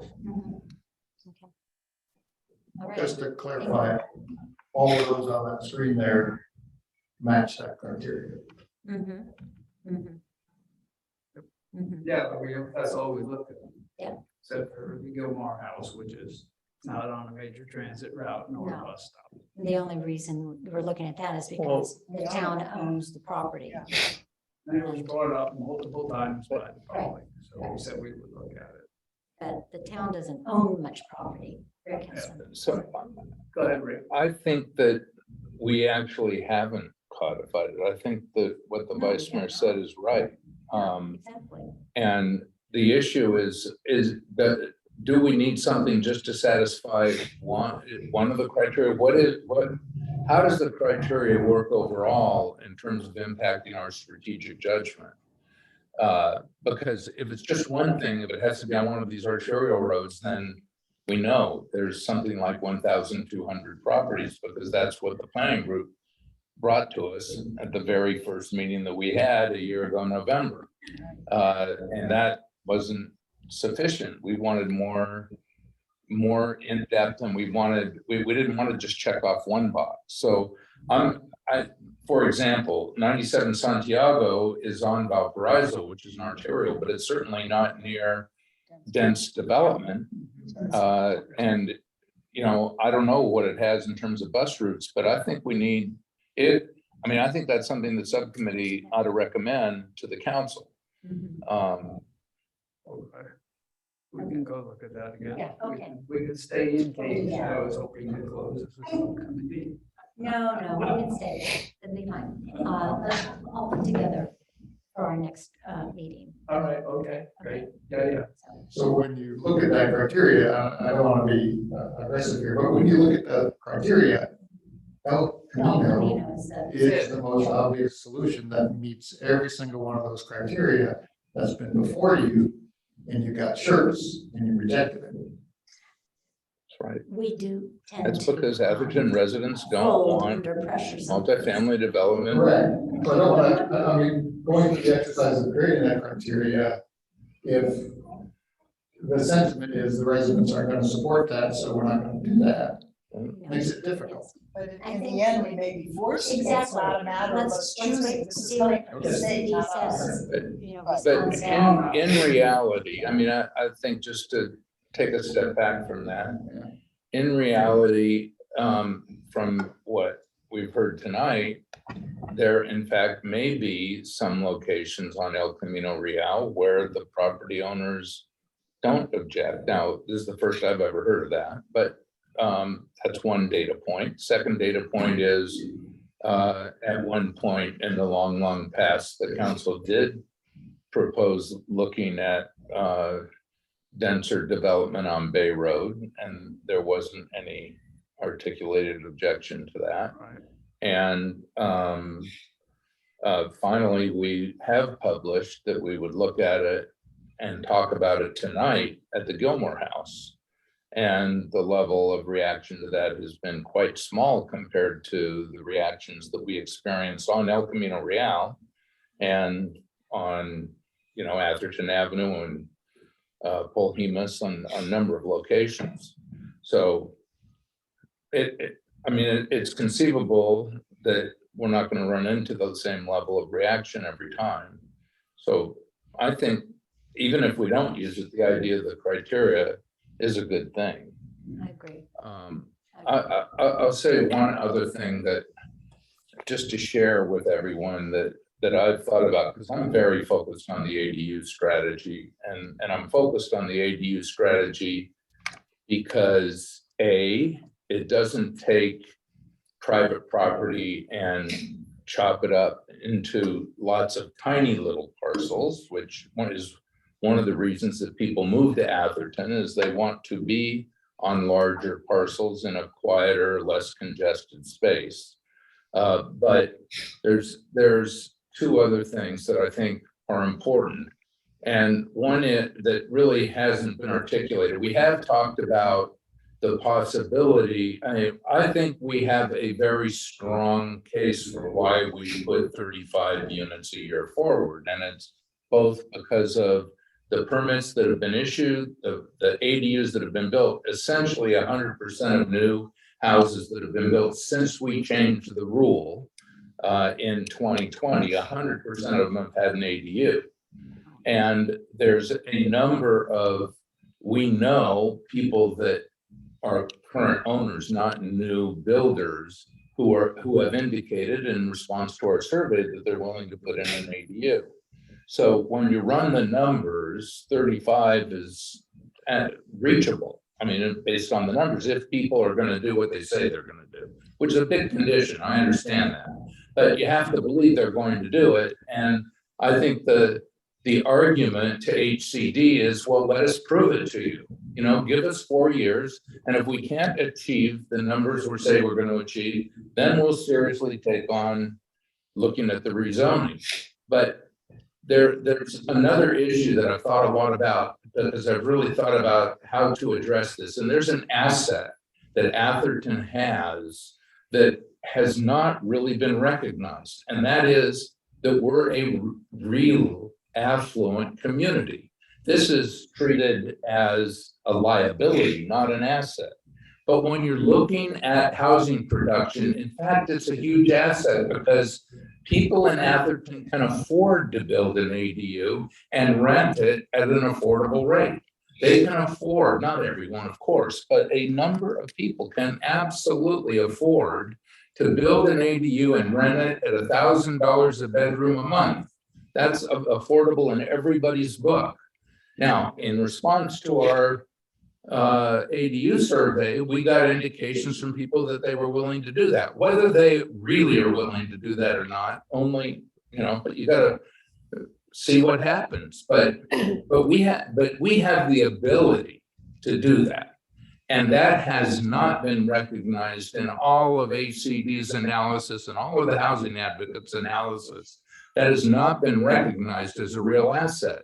But if what you really want to do is produce affordable housing, it's a huge asset that we should figure out how to take advantage of, because that's who we are. I agree with that, but I disagree with the number of people said they would be willing to rent it. George, you could maybe tell us what the facts were on that. I recall most people weren't going to rent it. Yeah, on the survey, it was about 50% said they would be interested in building one, and of that number, about 50% or less said they'd be interested in renting it. Yeah. I think they need to get used to the idea, and if we partner with, HIP Housing and other Stanford Housing to help screen these residents and get people used to it. I mean, it just will take a little bit of work, marketing, and time, and I think that will help. Stacy's has her. Okay, we can go with Stacy first and then the vice mayor. Maybe Diana can go first, as I'm gonna. No, go ahead. Go ahead. You had your hand up first. Okay. I was gonna suggest, because in this meeting, our goal is to talk about the new stuff.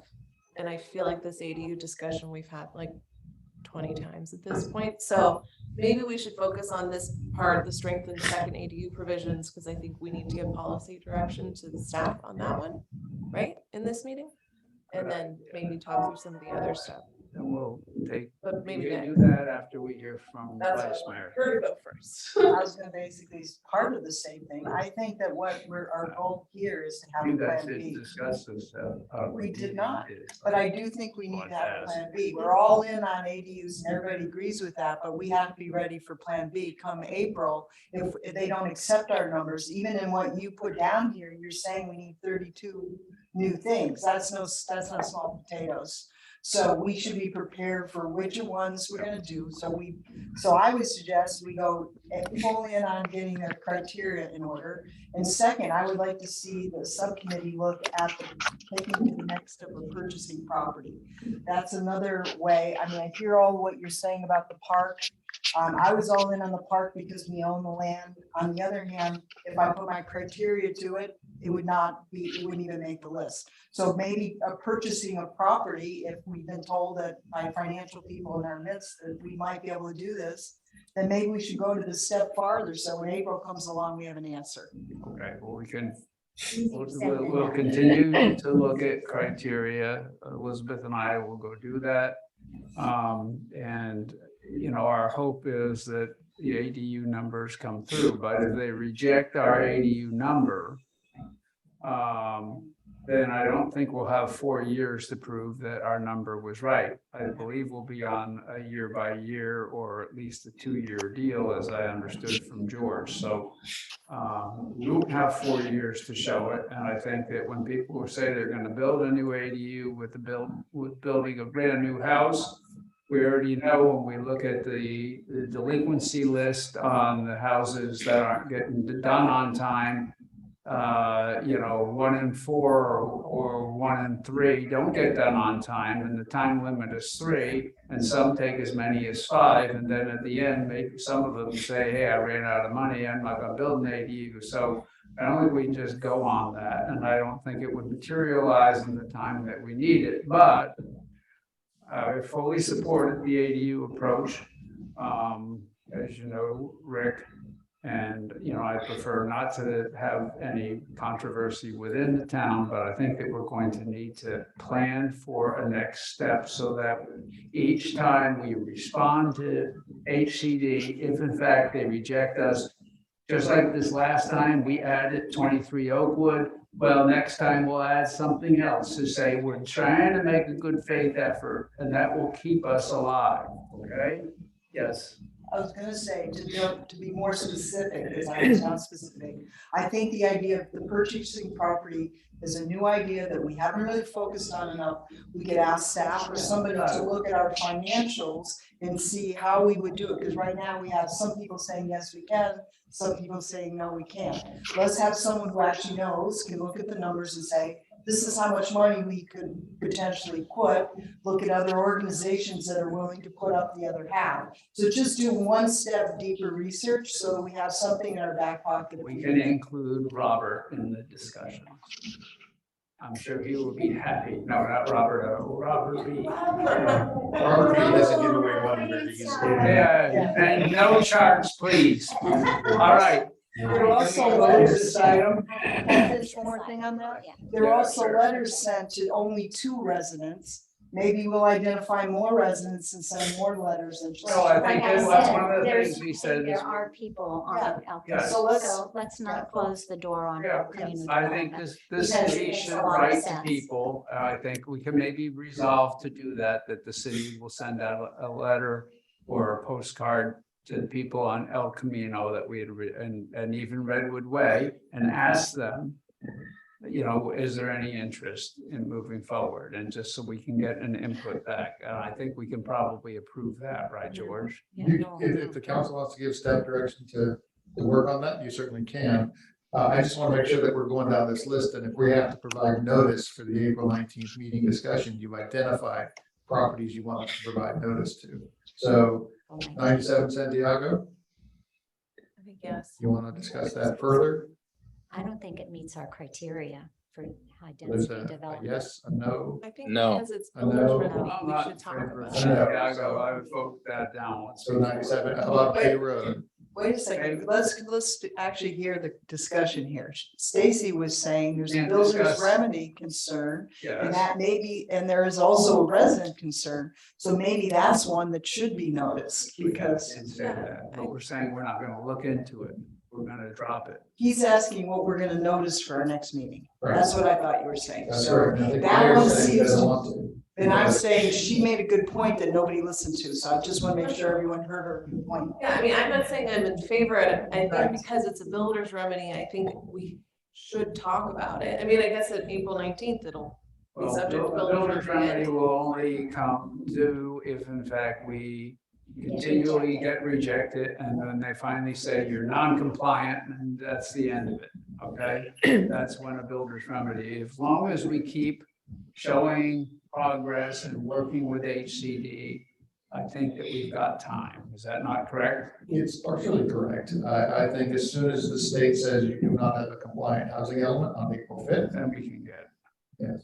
Right, Yeah. but the projects are still subject to the California Environmental Quality Act and must comply with that. And I think that there's a coalition of Santiagans who are also working with. Right. So the question is, do you want to discuss it as a council at a public meeting further? I don't want to get involved in it. Not right now.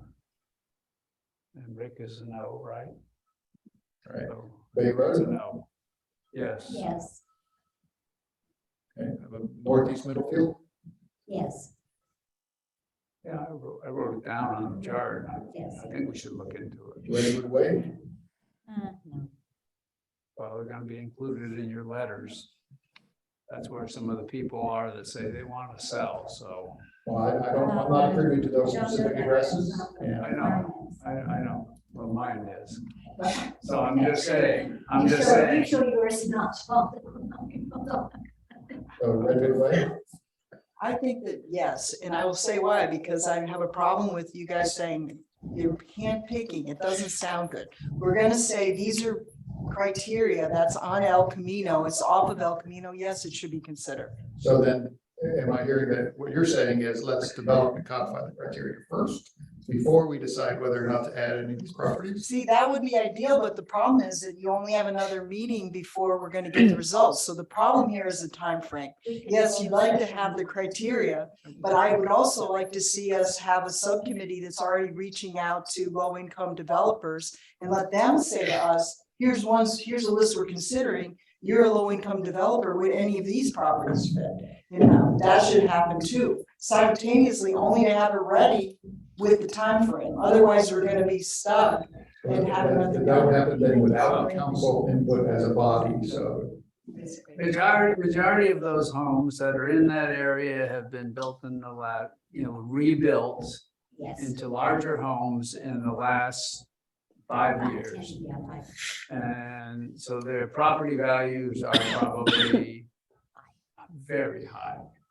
And That's why I would say Road Way is not a good.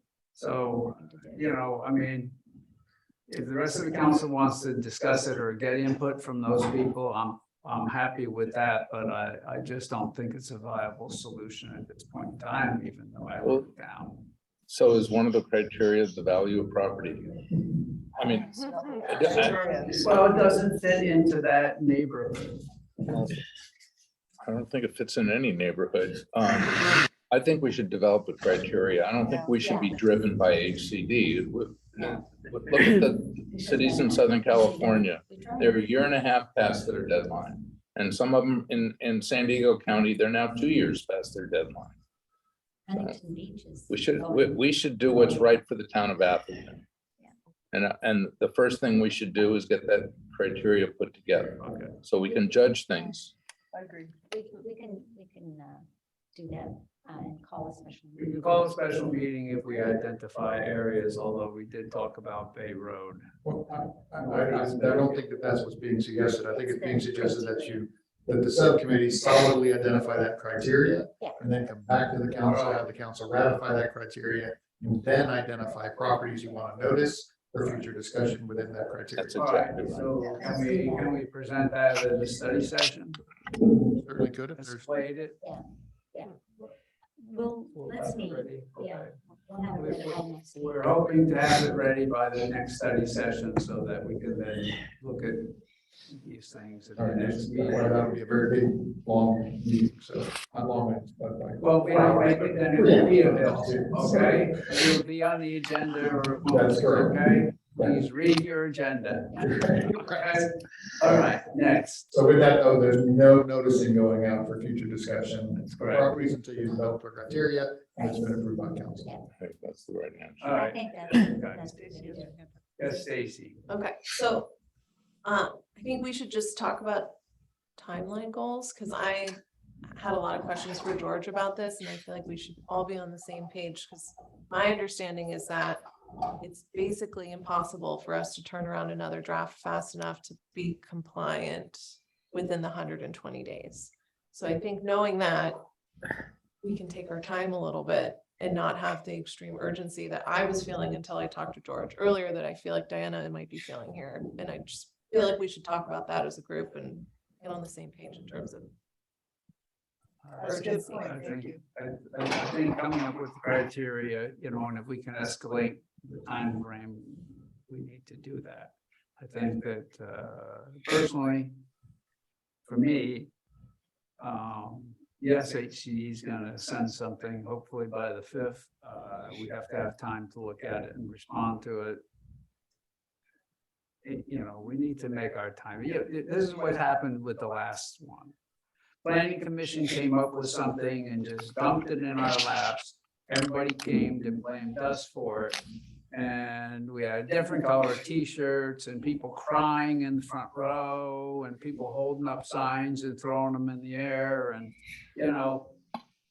let's not go through that again, because the situation is this. People think that, hey, we're just throwing a dart at the wall and saying, hey, how about your property?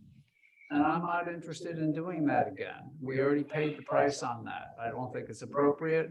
And then we'll get some, Lone Ranger in here giving us a coalition study again. In defense of our hardworking planning commissioners, their goal was to provide the council with some options. Yes, I understand, but it got dumped the week before the meeting, That's true. okay? And time to make new t-shirts, but other than that, there wasn't that time for anything else. Okay? And red and green are taken. All right, so I'm recommending to the council, of course, it can be overridden, not just one person. But I think that we should just come up with the criteria and review it, and if we can possibly do it before the study session, that's what I'd like to see happen, or I recommend that we see happen. I think it's the logical approach. If somebody wants to do something else and veto my idea, I'm more than happy to listen to that. I support your recommendation, and I recommend that the subcommittee meet as soon as possible next week to review a draft of the criteria. Great. Okay. Anybody else have a problem with that? Rick, do you have a? No, I just want to be clear, we're meeting, the study session meets at 3 o'clock this time. Yes, we understand that. So we got 1 hour less to work on it. Okay. Okay. Do you have anything else, Stacy? No, I'm sure I'll come up with something in like an hour, but right now I'm good. Email George. The first Wednesday in April 5th, 3 p.m. And it's an early one because Park and Rec is having a park walkthrough.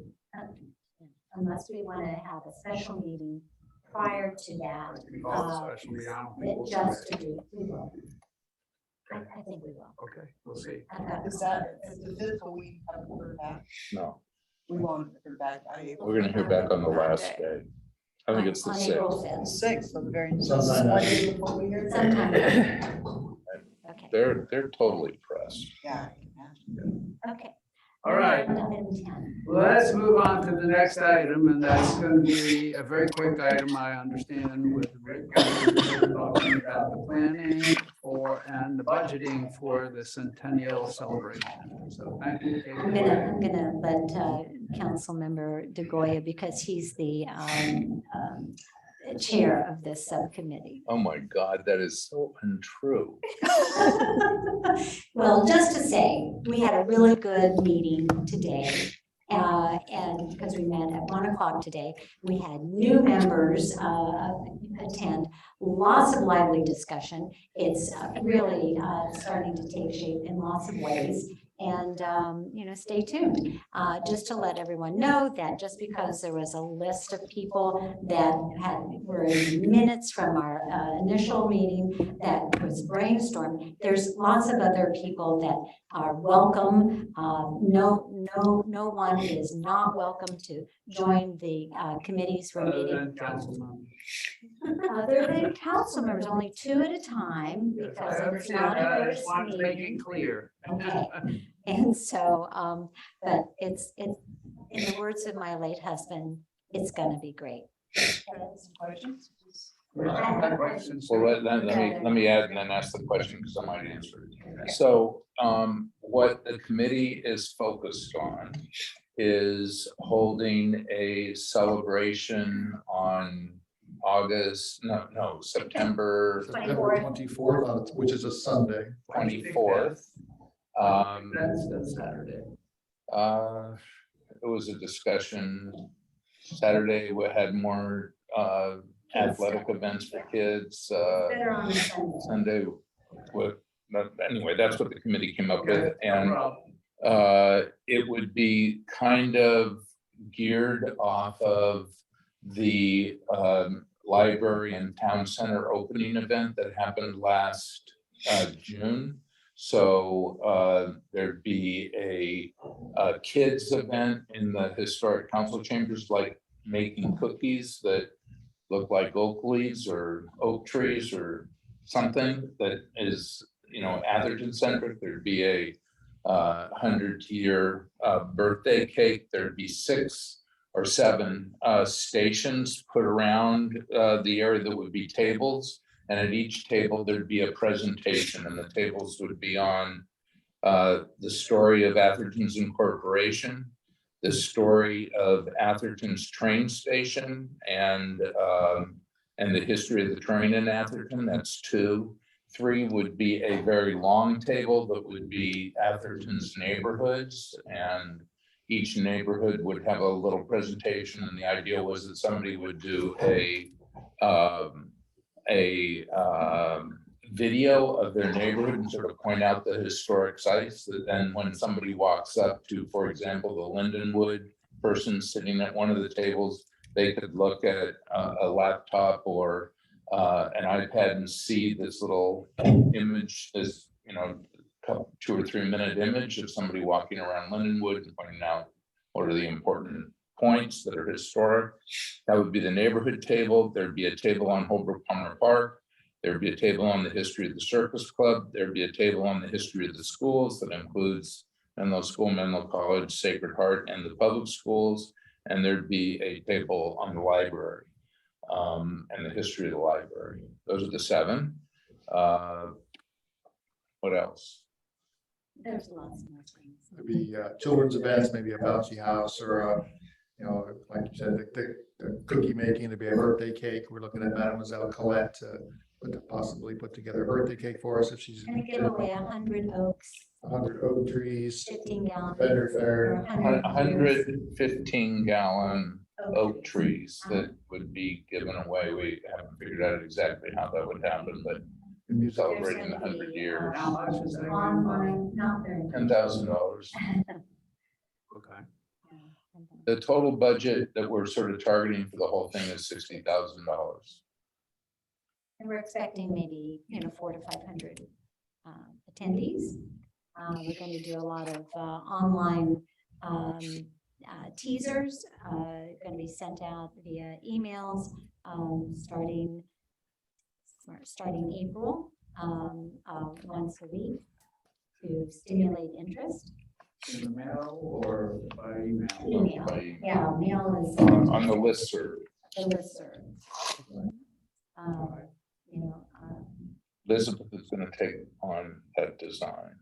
Well, the committee approved the design. Yeah. Okay? Yeah. So you have taken. Yes. So what's going to be on the actual tables? So you mentioned these Oh, tables. so that has yet to be completely vetted. It's just, it's we're getting people, volunteers to man them who are experienced and well-versed in their area that they would be talking about. It's like a walking, walk around educational history. What? History passport. Yeah, so the idea is you'd walk up to the Holbrook Palmer Park table and somebody would be there who had done the study on the history on Holbrook Palmer Park, and they could give a quick little wrap on the history of Holbrook Palmer Park and maybe show, an image of key points. And the same thing would be for the Circus Club. History of the Circus Club, where it started, what it did, what the relationship to the formation of Atherton was, the incorporation of the town, what that whole incorporation effort was. Yeah, I love the concept of the different things. I love the ideas you pick out. I'm having a hard time picturing whether you're talking about having stills behind the people or you're talking about why? video. Because it's or- really not been completely Something that- full blown. Because we have resources, we have images, we have pictures, we have Exactly. content, but you didn't make a budget for video or anything. No, so there's 2 other things. One is we've talked to the library, and the library has agreed to take on at their cost, making 2 videos. One would be a video of the history of, and there's real overlap between these videos, but one would be a video of the history of Atherton's formation and of the town. And the second would be the history of Atherton's relationship to the train and the train station. 2 videos using stills. And I don't know how the video, whoever's going to put it together will design it with input. So that might be at the tables that you're gonna watch, or is that part of the talks you're picturing? It's not yet clear. It could be part of the table. It could be part of the table. Will we announce anything about our history museum as Oh my part gosh, of that yes, day? of course. I Well- mean, there would be lots of going on. Yeah, in fact, they could have the train. These stuff. are really, really preliminary ideas. Yeah. The committee is continuing to meet every 2 weeks. Yeah. So. There's one other thing I want you're packing up. When we did the history, when we did the history thing, at the end of the history museum, there was a proposal that was in there about taking some of the really nice pictures that we found and framing those. So there's a handful of materials that we could use in different ways. One is an exhibit or as part of the video. And there's also videos that I purchased when we went to the train museum and viewed this. But will we do anything physically at the train station? Hasn't been suggested. It could be one of the tables, obviously, it's smart to be the train table, but it's pretty far away, so that hasn't been discussed. We should have a table for ADAP, if in fact ADAP still exists at that time. Well, ADAP will exist. I know they're not in the history, but it's a time when everybody will be there and you could get some exposure for them, people to sign up. Stacy. National Night Out in August. You can think about it, just think about it, I threw it out as an idea. I'm calling on Stacy.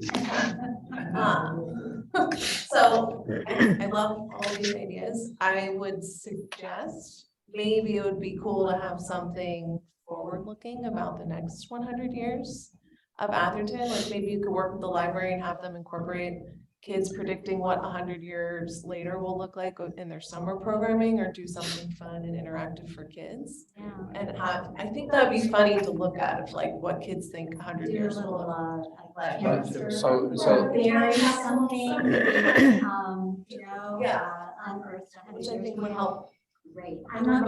So that reminds me of just one other thing I forgot to report. Okay, Rick is asked to speak. Jetpacks or. Hello. Rick is asked to speak. The other idea that was discussed at the committee was the creation of something called the Atherton Passport, which would be a little booklet that people could take around to each table and get stamped at each table. So kids could feel like they got the history of each of these different tables. And we haven't figured out what to do with that, but you could, once you get that filled out, maybe you get a prize or you get one of the oak trees or something. I have a question. Well, I think Stacy was still talking.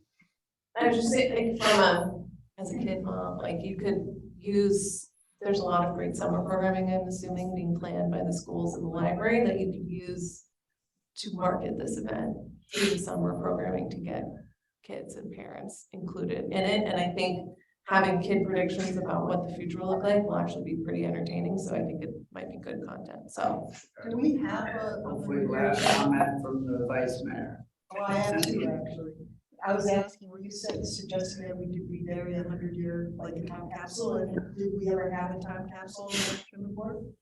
Who knows? There was something within the PD that was unearthed as part of the demolition. I wouldn't call it an actual time capsule. And when I looked at it, It had. out there. That's So, what no, they're not burying an actual out time there. capsule. The way we keep our records of the town, there's, Rikes has students to do computer science. It'd be interesting to be able to watch the city grow. So that you show first, the first houses that were for the city and then the next one, and do an animation. And we could probably get a student to do that if we have the data existing in the database that you pull up quickly so that you can know. You know, I'm trying to ask you.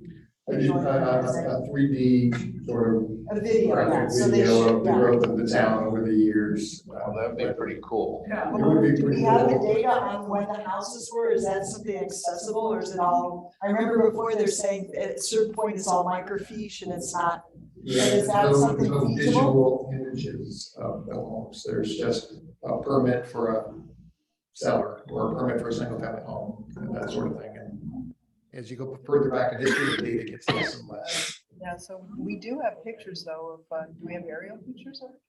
Only from maybe, Holbrook, that neighborhood that's over there. Lindenwood. Lindenwood, yeah. Yeah. Maybe that, because remember we had the plans for the first guy who was saying. Yeah, flood. So it'd be more creative. It wouldn't be like literal, but But Could be a somebody, creative rendition of that. whoever's, I mean, it'd be great to give input to whoever the library selects to do the video. Yeah. I mean, we're gonna be involved in giving them the content, so. If people have comments or suggestions, I suggest that you document those and send those to George, and George can then work with the distributing them without saying who they came from and things like that. Okay, is that okay, George? You're all right? Absolutely, that's the way it works. No, that's how it works. That's why. Okay. Any other comments or we can adjourn? Yes, we actually do need an action from the council to approve the budget of 60,000. Oh, So geez. Oh, it's like 50. It was 50 and then I make a motion that the council approve an initial set aside of $60,000 for the anniversary celebration. What do you mean by initial? Well, we can review it, we can reduce or, like, All right. it's a set aside. 100 years. I understand. All right, we should put it not to exceed number. It's not sit down. No, Just like vendors. like we did it. And I just want to confirm there's no public comment. Yeah, I'll get public comment. Okay, so we can do that. Is there any public comment on the 100-year celebration discussion? And then we'll have a chance for one more public comment about items not on the agenda that we haven't discussed. Anybody's interested? All right. Okay, so there was a proposal of approving a motion to make a $60,000 set aside right now for this pending further discussion and evaluation by the committee. Anybody object to it? Let's just cut the chase. I'll second it. Okay, great. All All in right. favor? Aye. Any public comments on this? You can say no. Okay, any public comments at the end of the meeting on any items that we haven't discussed? Did we get all eyes from everybody? Yeah. Thanks. Okay, any other public comments? The answer looks like no. Okay. Adjournment. Okay, great. Meeting adjourned. Thank you very much, everyone. My apologies for the technology. We'll get that Over here. Okay. Okay, close the